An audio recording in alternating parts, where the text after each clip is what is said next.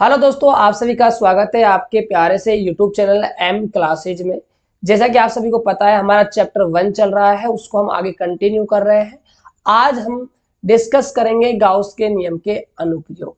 Gauss के नियम पर आधारित हमारे जो सिलेबस है एनसीईआरटी का, उसके अंदर 3 अनुप्रयोग है।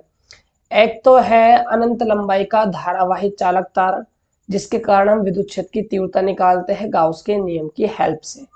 अगला है हमारा पट्टिका। अनंत विस्तार क्या है? पट्टिका है, उसके कारण तीव्रता निकालेंगे। और एक है बच्चा गोलीय कोष के कारण विद्युत क्षेत्र की तीव्रता। तो आज हम डिस्कस कर रहे हैं समरूप चालक गोलीय खोल। गोलीय खोल कह दीजिए, गोलीय कोष कह दीजिए, एक ही बात होती है, के कारण विद्युत क्षेत्र की तीव्रता निकालेंगे। तो पहला अनुप्रयोग है गाउस के नियम का।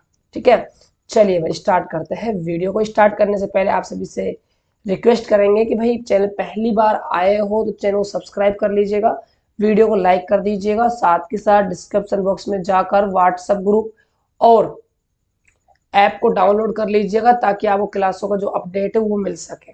चलिए भाई स्टार्ट करते हैं। देखिएगा, समरूप चालक गोलीय खोल के कारण हमें क्या निकालनी है? विद्युत क्षेत्र की तीव्रता।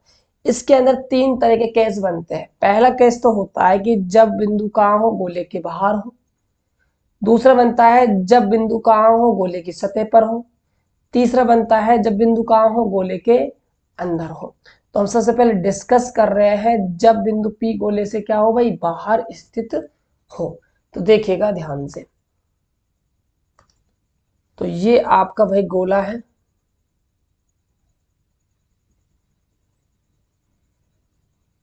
ये आपका गोला है। अब चालक गोलीय खोल कहाँ है? और देखो, चालक जब भी होता है कोई भी, तो उसमें जो आवेश फैलता है वो कहाँ फैलता है भाई? सतह पर फैलता है। तो इस पर मान के चलिए आवेश फैला हुआ है प्लस। राइट। अब देखिएगा, ये तो है इस गोले का भाई सेंटर, इसका नाम देते हैं हम O। और ये है हमारे क्या? इस गोले की त्रिज्या R। अब देखिए बिंदु कहाँ रखा हुआ है भाई? बाहर स्थित है। तो हम मानते हैं कि इससे O बिंदु से कितनी दूरी पर? R दूरी पर बिंदु P स्थित है। R दूरी पर। राइट। अब देखिएगा ध्यान से, अब हमें क्या निकालना है? हमें इस बिंदु P पर क्या है भाई? तीव्रता निकालनी है। किसके नियम से? गाउस के नियम से। तो गाउस का नियम ये कहता है कि भाई जहां पर भी आपको विद्युत क्षेत्र की तीव्रता निकालनी है, वहां पर एक आप गाउसीय पृष्ठ की क्या कीजिए भाई? कल्पना कीजिए। तो हमें इस बिंदु P से गुजरने वाले एक गाउसीय पृष्ठ की भाई कल्पना करनी होगी। तो हम जो गाउसीय पृष्ठ होता है वो एक काल्पनिक होता है, इसलिए उसको हम प्रेजेंट करते हैं डॉट डॉट से।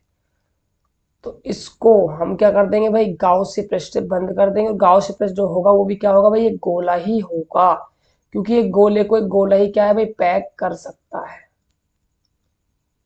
तो ये आपका क्या है? गाउसीय पृष्ठ है। लिख दीजिएगा साइड में, गौशियन पृष्ठ या गाउसीय पृष्ठ। राइट। अब देखिएगा ध्यान से,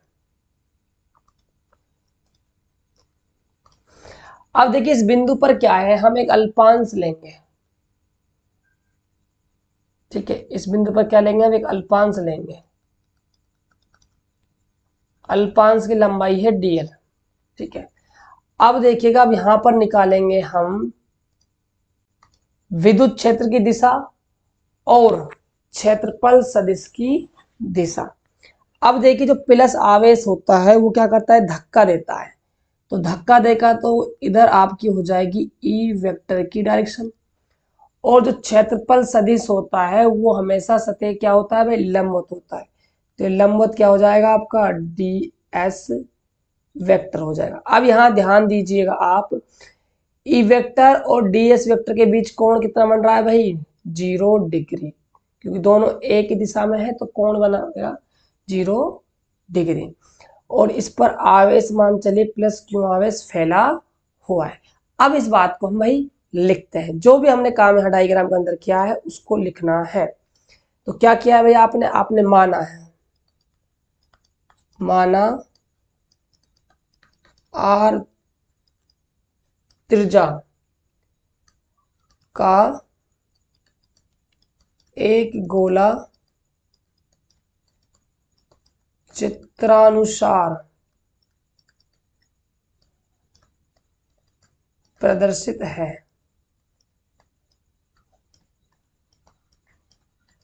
जिस पर Q आवेश एक समान रूप से, एक समान रूप से वितरित है।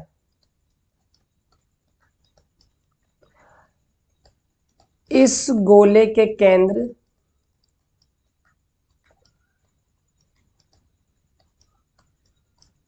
इस गोले के केंद्र O से स्मॉल r दूरी पर एक बिंदु P स्थित है। भाई r दूरी पर क्या स्थित है, एक बिंदु P स्थित है, जहां पर विद्युत क्षेत्र का मान ज्ञात करना है। जहां पर हमें क्या ज्ञात करना है, विद्युत क्षेत्र का मान ज्ञात करना है। किसके नियम से, गाउस के नियम से। लिखेंगे यहां पर गाउस के नियम से। देखिए गाउस ने कहा था भाई जो फ्लक्स होता है वो सिग्मा क्यू अपॉन में एप्सिलॉन नॉट होता है। बिल्कुल सही बात है।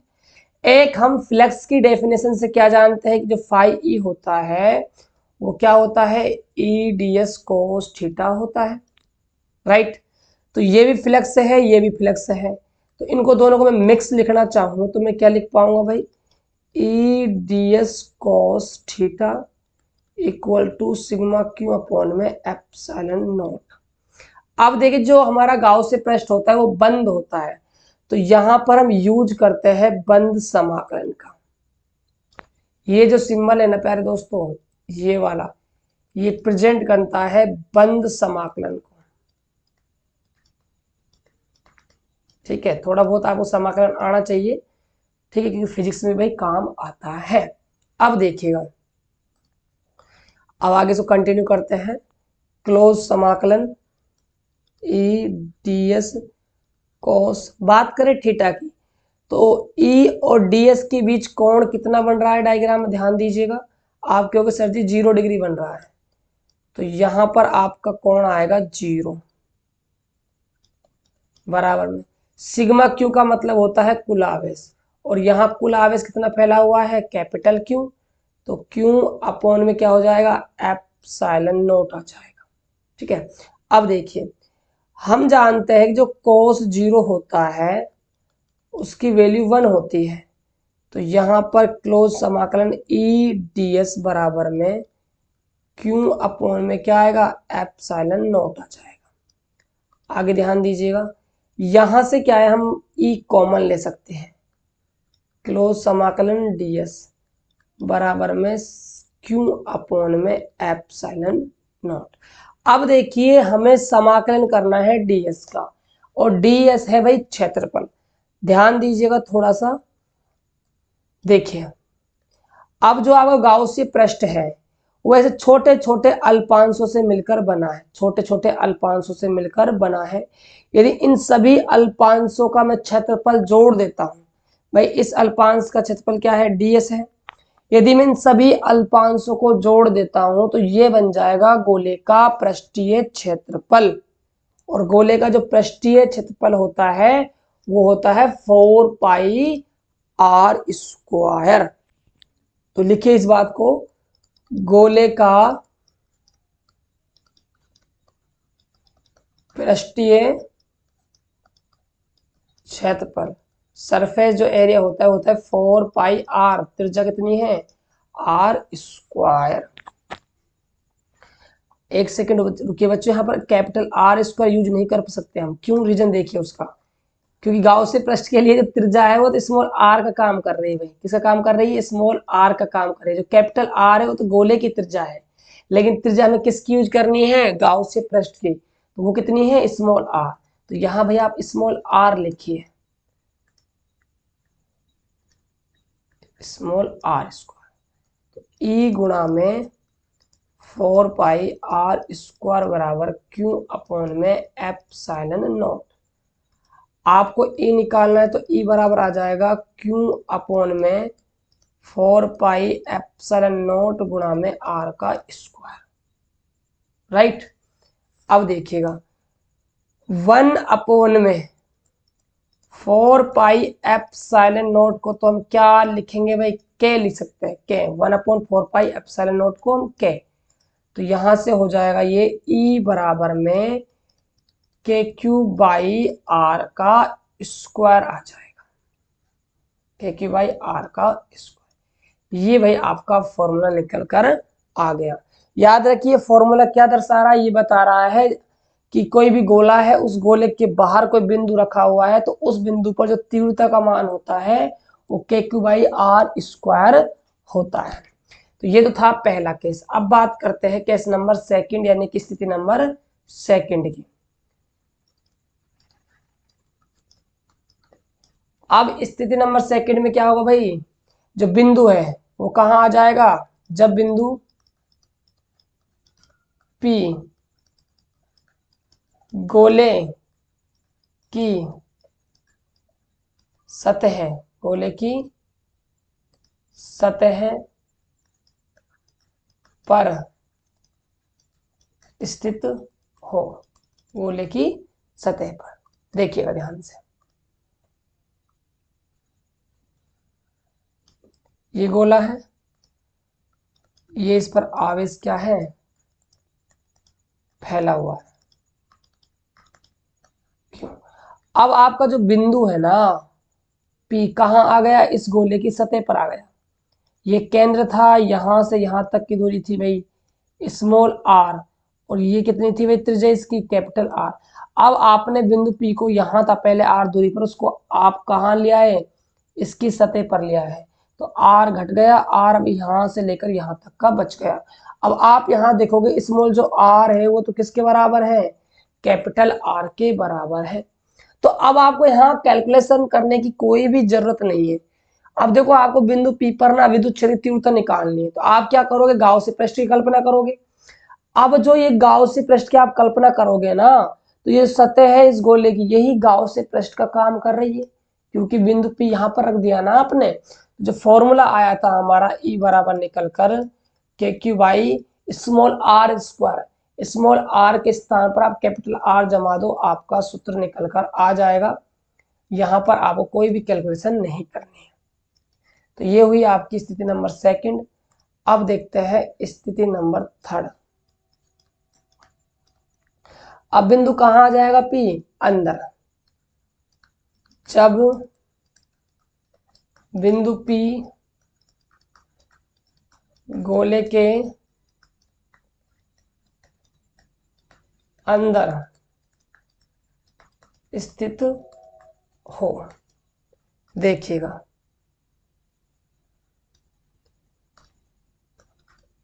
ये आपका आवेश फैला हुआ है। अब बिंदु P कहाँ आ गया भाई? अंदर।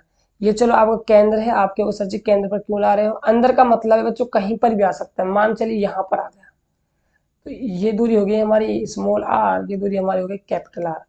अब इससे गुजरने वाले एक गाउसी पृष्ठ की कल्पना करेंगे। लीजिए ये इससे गुजरता हुआ एक गाउसी पृष्ठ मान लिया। चलिए देखो अब सुनो ध्यान से, मुझे आप ये बताइए यहाँ क्यू कितना है, आवेश कितना है? और आप सभी को पता होना चाहिए जो भी चालक होता है उसके अंदर आवेश नहीं होता। चालक की कंडीशन है, ठीक है, चालक के अंदर एक क्वालिटी है कि वो अंदर आवेश को ग्रहण नहीं करता है। आवेश जो है वो कहाँ आएगा? चालक के अंदर सतह पर आएगा, अंदर कोई भी आवेश नहीं आता है। आवेश का मान है 0। फॉर्मूला था भाई ई बराबर में के क्यू बाई स्मॉल आर का स्क्वायर। जब आपका आवेश ही 0 हो गया तो आप दूरी का भाग लगाओगे तो तीव्रता क्या आ जाएगी आपके निकल कर 0 आ जाएगी। बात समझ में आई? राइट, ऐसे आपको करना है। तो ये तो हुई भाई कंडीशन नंबर आपकी थर्ड। अब इसका ग्राफ और है बच्चों, ग्राफ और ध्यान से देख लीजिएगा, कभी कभी एग्जाम में पूछ लेता है। ठीक है, अब बनाएंगे हम ग्राफ। पहले तो हम तीव्रता लिखते हैं भाई, ई अंदर, ई अंदर का मतलब है अंदर कितनी है तीव्रता का मान 0 है। ई सतह, सतह पर कितना है भाई के Q by capital R square.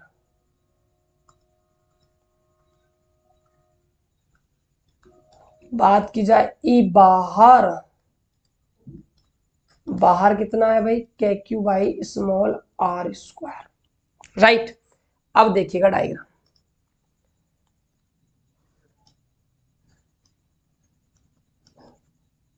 ये हो गई आपकी आर, ये आपकी हो गई ई। ठीक है, अब देखिएगा भाई, अंदर तो विद्युत क्षेत्र की तीव्रता है 0, ये आपका मूल बिंदु है, मान चलिए ओ पॉइंट। यहां से ग्राफ आपको स्टार्ट करना था, लेकिन आपने पाया कि यहां तो तीव्रता है ही नहीं, तो आपका जो ग्राफ है बिल्कुल ऐसे चल दिया सीधा 0 वाली लाइन में। यहाँ ई बराबर क्या है आपका 0 है। आगे देखिएगा, फिर आपने क्या देखा कि भाई जैसे ही आप अंदर से बाहर जाते हो और आप कहाँ पहुंच जाते हो, सतह पर पहुंच जाते हो, स्मॉल आर बराबर कैपिटल आर पर पहुंच जाते हो, तो आप देखते हो कि यहाँ पर जो आपका ग्राफ है इसके बाद धीरे धीरे घटने लगता है। क्यों? क्योंकि जो ई है वो व्युत्क्रमानुपाती है आर स्क्वायर के। अब आप आर का मान बढ़ाओगे तो ई का मान भाई क्या है, घटेगा। आप इस अक्ष की ओर जा रहे हो तो आप क्या कर रहे हो, आर का मान बढ़ा रहे हो, मान बढ़ रहा है। जब आर का मान बढ़ रहा है तो सीधी सी बात है तीव्रता का मान भाई क्या है, घटेगा।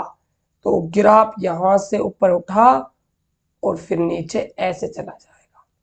यहां लिखोगे ई क्रमानुपाती आर स्क्वायर। तो ये बच्चों आपका ग्राफ बनकर तैयार हो गया। तो ये हमारा था गाउस के नियम के अनुप्रयोग का फर्स्ट। इसके बाद हम सेकंड और थर्ड को बच्चों कंप्लीट करेंगे, उसके बाद हमारा चैप्टर जो है वो समाप्त हो जाएगा। उम्मीद करता हूं कि आप सभी क्लास काफी पसंद आई होगी। यदि कोई भी आपका इस क्लास से रिलेटेड कोई भी आपका बच्चों डाउट रह गया हो तो आप हमें कमेंट बॉक्स में जरूर बताइएगा, हम आपका डाउट क्लियर कर देंगे। वीडियो को शेयर भी जरूर कर दीजिएगा। मिलते हैं और एक बेहतर वीडियो के साथ, तब तक के लिए वंदे मातरम, जय झारखंड।